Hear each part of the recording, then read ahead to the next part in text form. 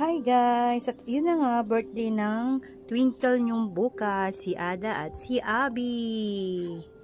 Yan, ito nga yung binili ko sa kanila. Itong si Melody at si Kuromi.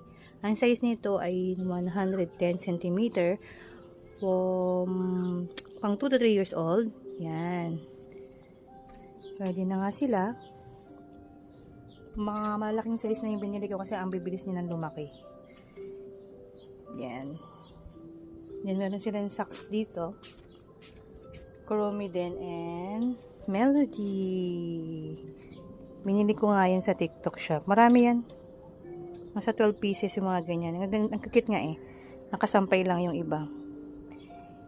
Ililink ko na lang po sa baba yung shop nito para pwede nyo rin pumbilan yung mga anak. At marami po tong sizes. Maganda siya kasi ano siya, hindi siya manipis. Sakto lang sa presyo niya. Mga nakasil to eh. Kaya habol na kayo sa sale, ang cute niya. May iba pa bayaran niyang pabago. Pero yung susutin nila ay yung sapatos pa rin na bigyan na TTMs. Yung si Hannah and si Elsa. Hindi na ako bumili masyadong mga sapatos kasi ang bibilis ng lumaki ng paa nila. Kaya yan. Susutin nila bukas. Sana nga lang ay okay yung weather. Kasi igagala ko na lang sila. Ayan, ito yung kanilang mga pang ponytail. Hirap nga lang ipitan. Hindi ko lang kung paano ko sila ipitan. Si Kuromi, madami yan. Kuromi! Cute nga nito eh. Si Melody. Meron din silang relo dito. Ito yung kanilang relo. Ano ba ito? May langgam pa. Nilalanggam. Ayan, kaya relo.